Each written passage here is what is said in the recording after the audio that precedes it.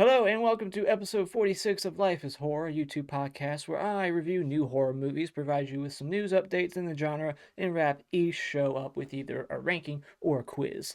And hello, my name is Mr. Hat, by the way. I never introduced myself, but I see everyone else on YouTube doing it. Maybe I should start doing it. In case you're new to the channel and you don't know who I am, I'm Mr. Hat. Doesn't feel natural, feels weird for me to say that. But sure, I guess I should start doing it. Like I say, in case you're new, hello. Mr. Hat. I'm sure you can guess why. And today I will be discussing Russell Crowe's not Possession, the Exorcism. That's what it's called.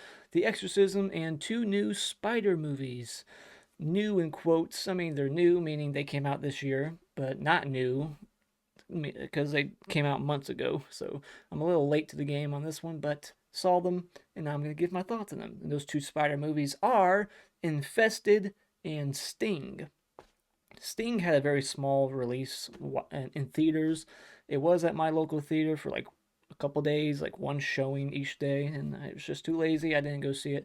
Waited for it to come to VOD, and Infested is on Shudder, and that's a foreign, French, I believe, movie. So if you have Shudder, you can check out Infested, and Sting you can rent for about $4 or $5 or so. And same thing with the Russell Crowe movie. That's coming to VOD here shortly, but I went to the theater to check it out. And also, my ranking for this video will be my top 10 favorite demonic possession movies. So stay tuned for that. But first, I guess let's go over a couple of things that have been announced lately. Things like the movie Possession is being remade. Possession from 1981. I'm sure there's a lot of movies with that title. I think there was a PG-13 movie called Possession back in like 2010 or so. I didn't like that movie, and I sure as shit did not like the 1981 version either. This is a very like polarizing movie. People either love it or hate it, but it seems like most people love it. It's got Sam Neill in the original, and it's uh, it's a train wreck to me. I fucking hated that movie, but now it's getting remade, so maybe hopefully this one will be much better than the original.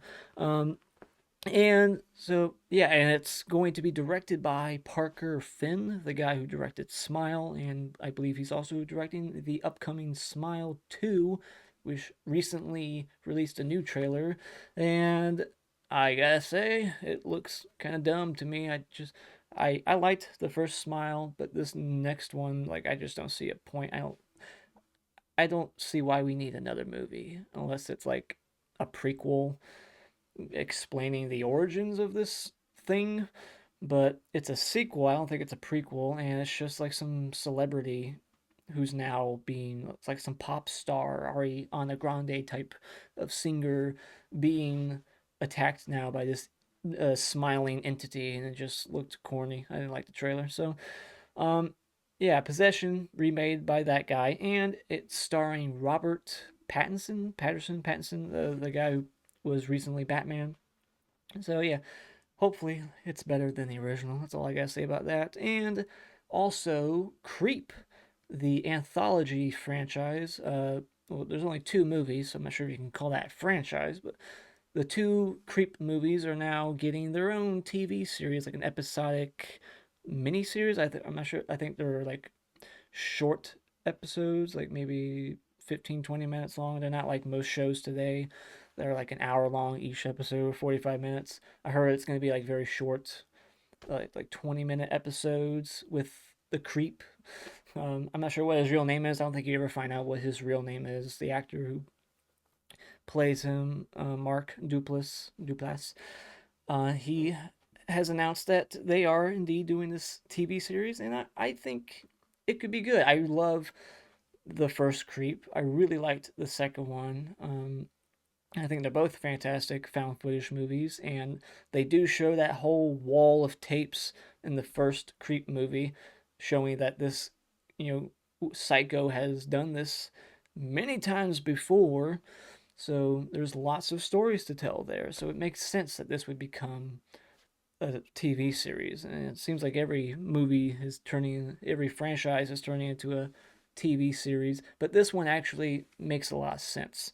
So I'm on board. I'll definitely eventually check this out once it does come out. I don't know when exactly. I'm not sure if that's been announced. I didn't see anything about a release date for it, but I think they already filmed some stuff for it. So keep an eye out on the Creep TV series. So that's all I gotta say about horror news. So I guess let's jump into some movie reviews. I only got 3 movies to discuss, so let's just jump right in.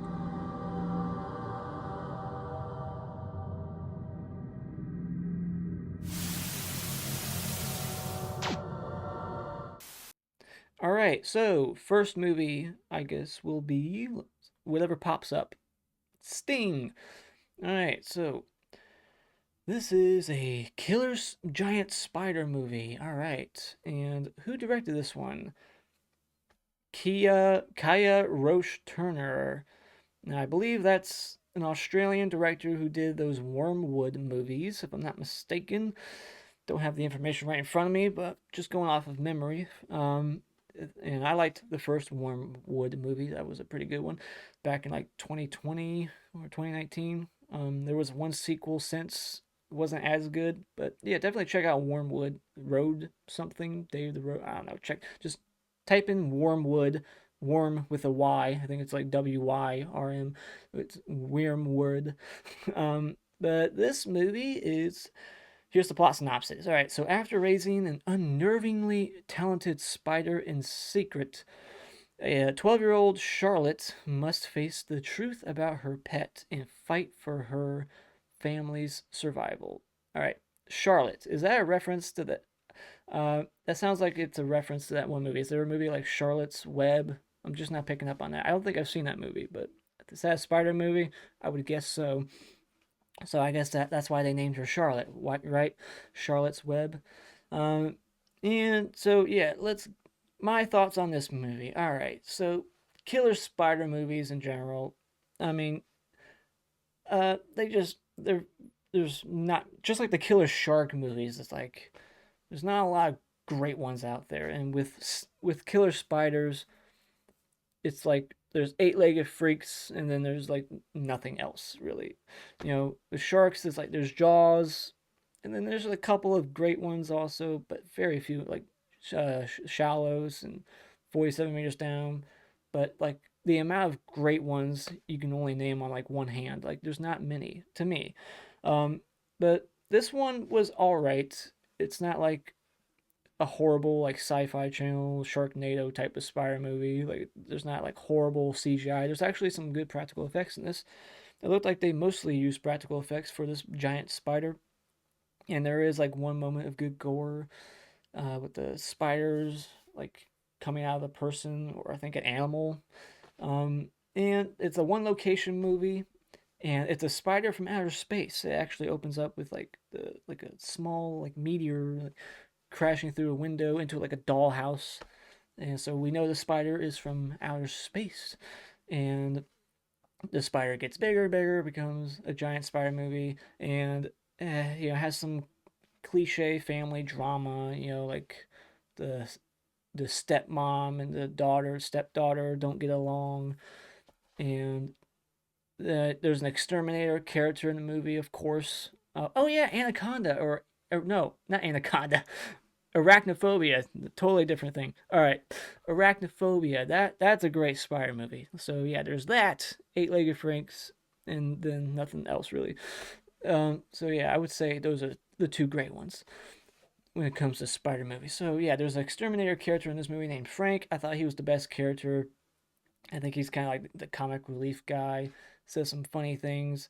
And the soundtrack I thought was cool, and the air vents in this movie seem ridiculously large. I don't think there's any air vents in the world that are that big, especially for some crappy apartment building. Maybe I could be wrong. I've never crawled through air vents, but I've seen my air vents and they don't look this big in the movie to hold a giant spider going through it. And you know, it's just a movie thing. All air vents in movies are huge.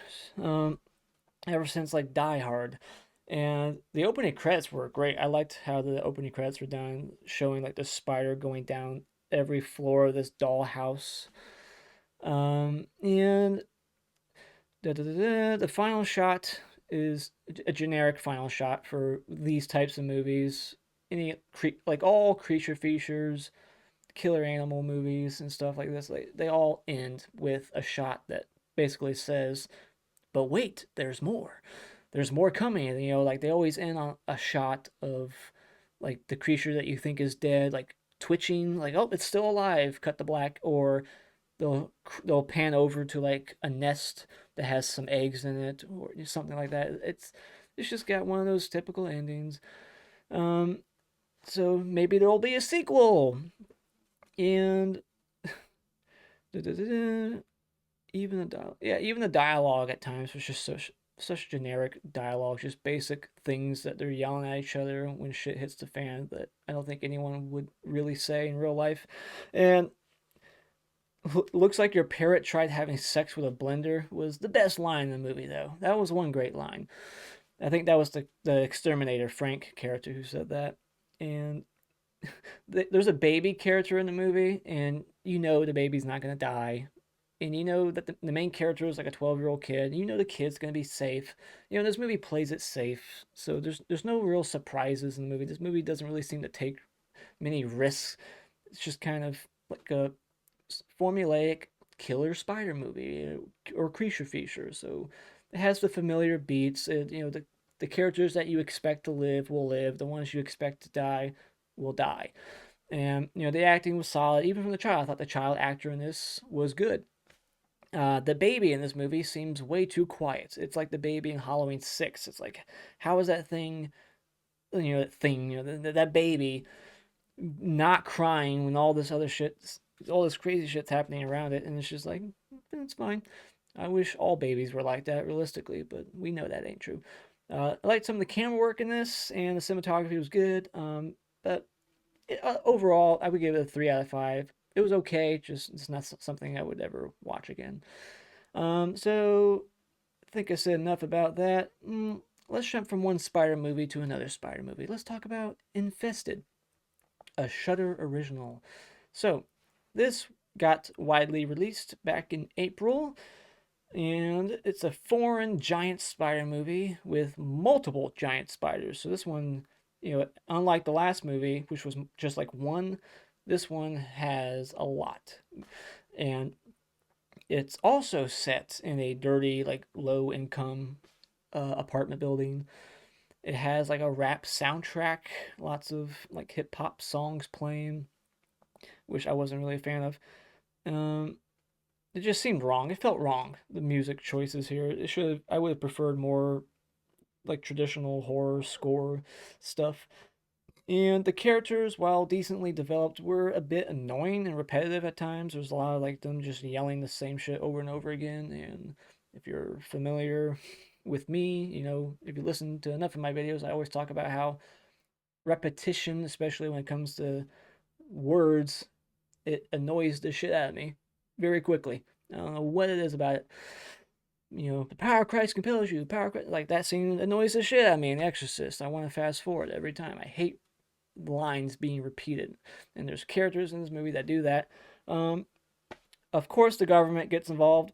It kind of turns into wreck. We got to contain the building, and so they can't escape. So they're stuck in there with the spiders. And there's no gore in this one, like there was a little bit of in Sting, but a dog does get bit by a spider and lays some eggs in its stomach. So there were a couple of cool spinning camera shots, some cool camera work here and there. The CGI spiders looked fine. Wasn't too bad. I just got bored with this movie, honestly. Like, it wasn't that the movie was boring. It was just that I wasn't infested in the characters. Infested, invested. That's invested in the characters enough. I didn't find it engaging. I was, like I said, I was just kind of getting annoyed by them. And the main character is, you know, a hard character to like because he's responsible for all this shit. He's the one that brings the spider there and then lets it loose. Oh, whoops. And now all this shit's happening. And you're like, well, you deserve to die. Um, and yeah, so I kind of just fell out of it. It was just didn't care by the end. So by the third act, I was like, all right, I'm just waiting for it to end now. Um, so yeah, I wasn't really thrilled with this one, but overall it was well made. I mean, the acting seemed fine. I mean, it's foreign, so it's kind of hard to tell when you don't speak their language. Um, but a lot of people seem to like this one. I think I'm probably in the minority when I say I prefer Sting over Infested. Infested has higher ratings than Sting on Letterboxd and I think IMDb. So, but I prefer Sting. I would give this movie like a 2.5 out of 5. It was fine, very blah. Just wish I was that it hooked me more. That it was more exciting and the characters weren't so damn annoying. So yeah, that's the end of that. Now let's get into the Exorcism, starring Russell Crowe. I had to read it because I always want to say Kurt Russell instead. Russell Crowe, two different people. All right. Um, so this movie, interesting thing about this movie is that it is directed by Joshua Miller, the son of Jason Miller, who was in the original Exorcist. And also, he wrote The Final Girls back 10 years ago. And he was also an actor at one point. He was the little kid in Halloween 3 Season of the Witch. Dan Child's son, wearing a skull mask in front of the TV for the big giveaway at 9 o'clock. So, yeah, he's directing this. I think this is his first movie he's ever directed. And this movie just to me proves why you don't just hand a movie to someone to direct for the first time just because of who they are, who they're related to. This movie was awful. And I don't think I'm alone in that because this has a 1.9 average on Letterboxd. When you dip below the 2 area, that's saying something. Not many movies that get widely released like this in the horror genre get below a 2 on IMDb, a Letterboxd. This is a 1.9, so that just shows you that this is shit. But sometimes they're wrong. I mean, I love the new Texas Chainsaw Massacre. That's like a 1.9. I love that movie. But this one, fuck, this was horrible. This was just terrible. But here's the plot. A troubled actor begins to unravel while shooting a supernatural horror film, leading his estranged daughter to wonder if he's slipping back into his past addictions or if there's something more sinister at play. So, yeah, where to begin? All right, so Russell Crowe seems like he's already getting typecasted as an exorcist because he just did the Pope's Exorcist last year. Now he's doing this movie, and now his next movie is going to be the Pope's Exorcist too. So I guess that's just who he is now. He's an exorcism dude. He's just going to keep doing that from now on.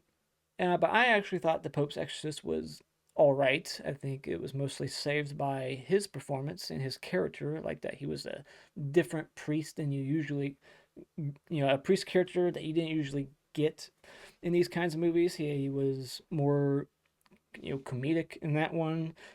I just liked his character in that one. In this one, he's a struggling actor and struggling alcoholic. He's got addictions, and his wife died of cancer a few years ago, and it keeps hinting over and over again that he was molested by a priest as a child, and now he's playing a priest.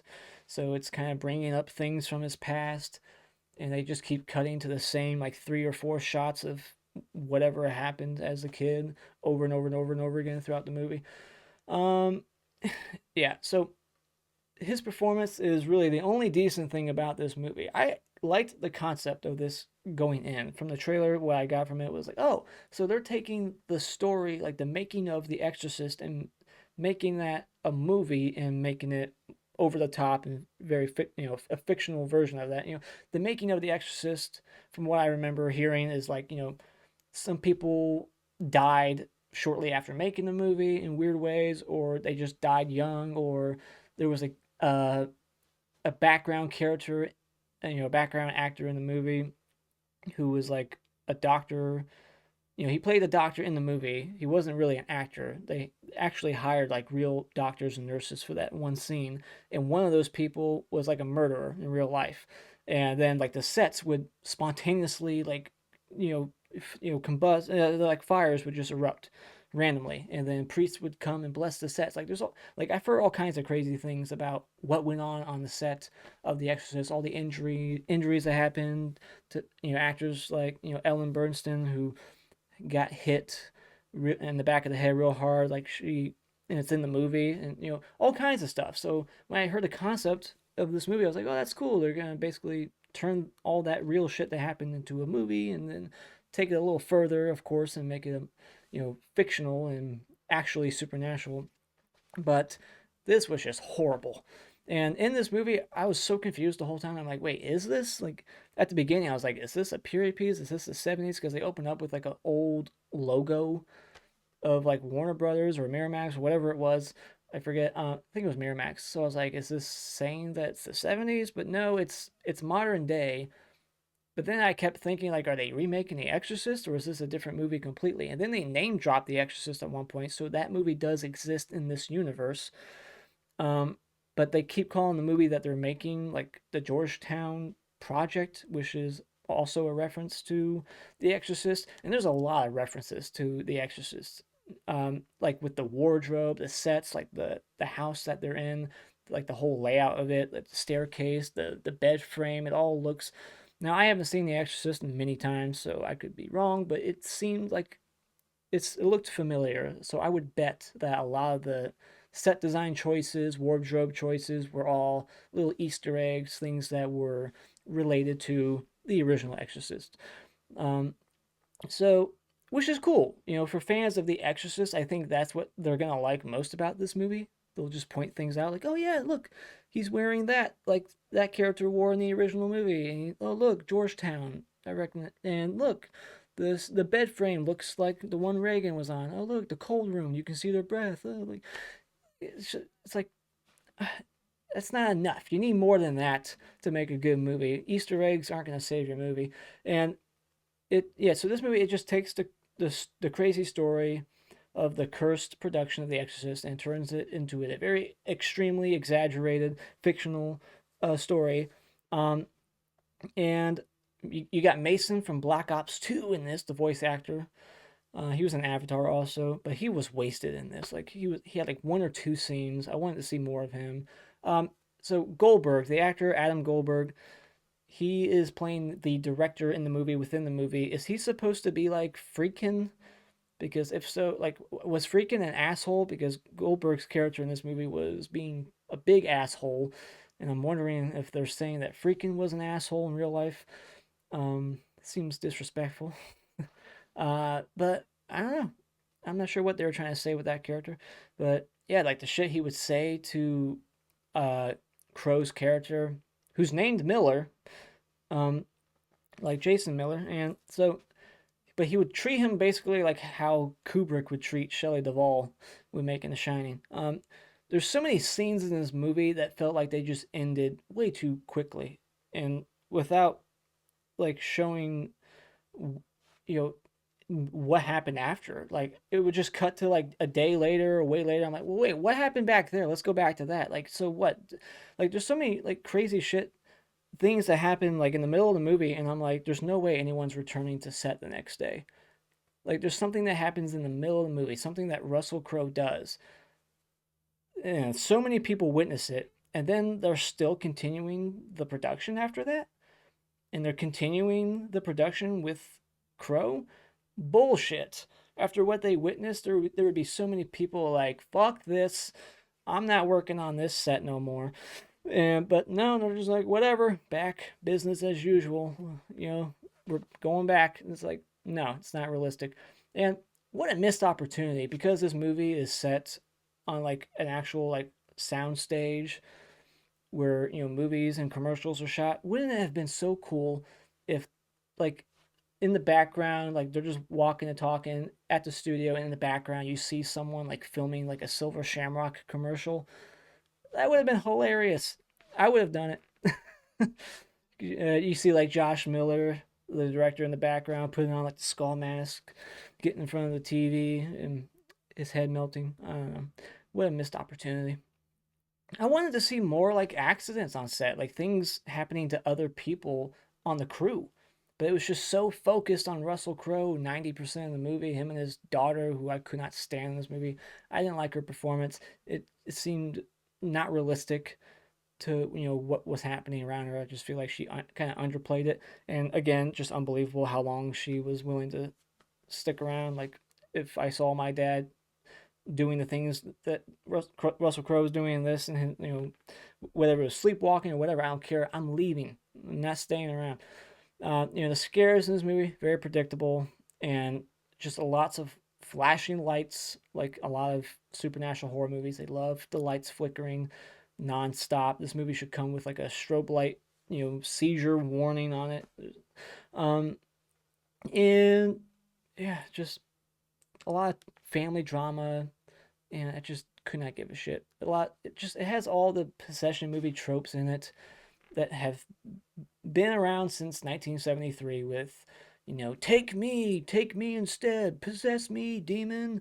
And then like I know you're still in there. You gotta fight it. Taking me back to Freddy's Revenge. Fight him, Jesse. Fight him. I know you're in there. Like, quit writing dialogue like that. I'm sick of it. So yeah, this movie just fucking. And then of course, because the director is gay, they throw in a lesbian relationship in this movie, and I have no problem with that. I have a problem with how it's written, though. There was zero chemistry between these people, and it just felt so forced. Like, I did not buy their relationship at all, and the way they met was just weird. And then it's just like, before you know it, they're making out. I'm like, wait, what? Like, didn't she have like a, like, anti fan page, whatever you would call that? Like, she was like looking at this actress's uh she was looking at like some Instagram page, and it looked like it said the name of the actor and then sucks after it. Like she hated that person. But then before you know it, they're making out. So I was confused as hell. Maybe I misread it, but whatever. Like, there was just nothing between them. I didn't buy it, and I didn't give a fuck about them. There's just no development there, no chemistry between them, and that was just a wasted character. I just felt like she was literally that the person playing the actual like possessed person in the movie within the movie was just there like in the background, and then there to make out with the other chick in one scene, and then she's gone again. It's like they gave that character nothing. And then like I kept waiting for some kind of reveal about what happened in Russell Crowe's childhood. Like, are they gonna reveal that this pastor working on this set as like a consultant is the one who molested him as a kid, and he just doesn't recognize him? Like, he kind of had a creepy look about him, so I thought that's where they were going. But no, there was no real, there's no twist. It was just he got molested as a kid, or maybe he, I don't know. I mean, that's, they don't ever show it happen, so who the fuck knows what really happened? They were just like pouring the blood of Christ down his throat, and that's all we ever saw. So who knows what happened? But I don't know. I just thought there was gonna be more to that, but there wasn't. Um. So yeah, just fuck this movie. 2 out of 5. Don't like it. It's bad. Do not check it out.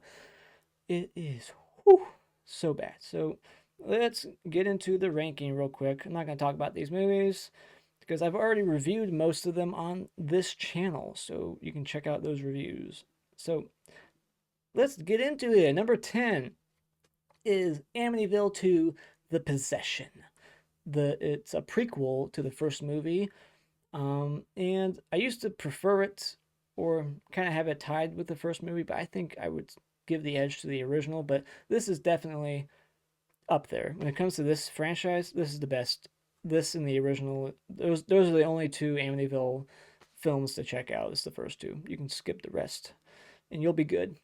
All right. So number 9 is Exorcist 3: Legion, or in some places just called Exorcist 3. Yeah, this has Jason Miller, Brad Dourif. Awesome performance. I have not reviewed this movie, but I did talk about it on my Exorcist ranking video, so go check that out. And number 8 is Night of the Demons. Amazing Halloween set horror movie. Linnea Quigley shoving lipstick in her titty. I think I reviewed this movie. I think it was a Patreon request, so yeah, I think I reviewed it. Check it out. It was one of my favorite movies from 1988, and I watch it every October. It's a great possession movie. And The Conjuring 2, number 7. Um, this, uh, Conjuring 1 and 2, like, they're like neck and neck. I love them both, but I put Conjuring 2 on this list over Part 1 because I think this one's more of a possession movie than the first one is. Um, like this one's actually like a demonic entity, Valak, that's possessing the little girl in this. Whereas I think in the first movie it was like a ghost of a witch that was taking over the mother, which is like it was that's possession technically too, I guess. But I wanted to focus more on demonic possession movies on this list, and this is more of that than the first movie. But whatever.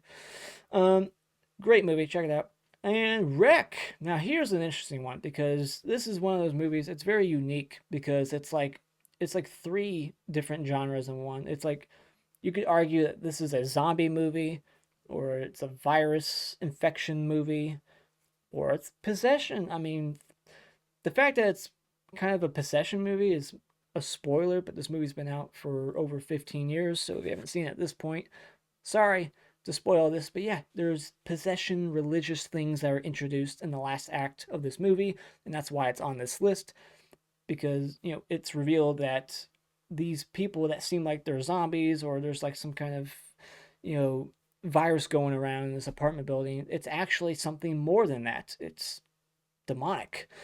So yeah. Some people might disagree and say, no, no, no, it's just, I don't think it's demonic, it's just virus or whatever. But no, I'm pretty sure they say at the end, it's demonic. It's a fantastic movie too, so check it out. All these movies are fantastic. Deathgasm, this is like Peter Jackson and Sam Raimi made a baby together, and this is that baby. It's awesome, gory as fuck. I definitely reviewed this one. This was also a patron review. It is over the top. It's hilarious, gory as hell. People getting killed with dildos, literally. Um, it's fantastic. Check. Number 4 is Demone, demons. A demon possession movie set at a movie theater. This is by Lamberto Bava in 1985, one of my favorite movies of that year. It is just another gory, colorful, fantastic looking movie. It's got some corny moments, corny lines and characters. It is just, it's highly rewatchable. It's highly entertaining. You got a sequence with a guy on a dirt bike and with a samurai sword driving around a movie theater in a helicopter that crashes through the roof of the theater. And they use the helicopter blades to like chop the zombies. It's awesome. Number 3 is The Last Exorcism, a movie that I say is my favorite uh, found footage horror movie out there. Highly underrated movie. Um, I did review this one, so check out that review. I think it's phenomenal. It's scary, and it's PG-13. This movie manages to get under your skin and be really creepy with a PG-13 rating slapped on it. So that's impressive to me. The Black Coat's Daughter is my number 2. Um, Again, slight spoiler, not a major spoiler, that because this is a very slow burn movie, so that's going to turn some people off, but it eventually gets to the possession thing after a while. It's not apparent that it's a possession movie from the beginning, but yeah, that's eventually where it goes. And I like that this isn't a conventional possession movie. It's not like The Exorcist. There's no like cliche exorcism scene. The power of Christ compels you. The bed levitating, all that stuff. Like, there's just one quick like 30-second scene that's like an Exorcist movie, and that's it. The rest of it is atmospheric, moody, slow burn, beautifully shot, creepy as hell. Uh, you Possession movie, and it's phenomenal. This is a 10 out of 10 movie. It's one of my favorite movies of like the last 10 years. So if you haven't seen it, what are you waiting on? This is a must see, especially if you're gonna see Osgood Perkins' next movie, which is Longlegs. This was his second movie, I think, and I'm hearing a lot of things about Longlegs. People comparing it to this movie in terms of like the style, like it's a slow burn also. Not as slow, I heard, but kind of similar, like the lighting choices and stuff like that. And so yeah, I'm looking forward to Long Legs. I'm excited for that because I love this movie clearly. So I'm hoping that Long Legs will be similar to this movie in terms of creepiness and stuff. So number one is Evil Dead. Um, Basically, you could throw all the Evil Deads here at my number one. These are my favorite possession movies. Um, yeah, that's right. The original Exorcist is not on my list. Get over it. um, if you're shocked that it's not on my list, then you're clearly new to my channel. I have never been a huge fan of that movie. I think it's good. I don't think it's amazing. I prefer Exorcist 3. It was on my list, so I'm sure you've gathered that by now. Um, to me, the original Exorcist is like an unintentional comedy, and it's just something that has never made me once afraid. It's never been scary to me. Even as a kid, I thought the movie was boring. So whatever. Evil Dead. This movie again phenomenal. One of the best looking horror movies. It's my favorite horror remake. There's three horror remakes that I hold up there. They're the cream of the crop. Maniac, Evil Dead, and of course John Carpenter's The Thing. Those are the three best remakes out there to me. Those are my 10 out of 10 remakes. Phenomenal. Saw this movie in the theater, fell in love, seen it like 20 times since, watch it at least once a year. Just the style of it, the shots, the score, the raining blood at the end. It's amazing. It's a horror fan's wet dream. That's what this movie is. It's amazing. Like she licks the blade and cuts her tongue. Like how can you not love that? Gorehounds should see this movie if you haven't seen it. What are you waiting on? How can you not have seen this movie yet? It's fan fucking tastic.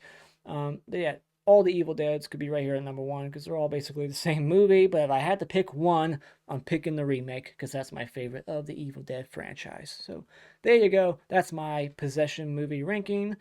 What is your ranking in the comments below? Let me know, and let me know your thoughts on the movies I discussed, all that stuff. And the next video, I don't know when it will come out, but it will more than likely be about A Quiet Place Day 1. So stay tuned for that. Adios.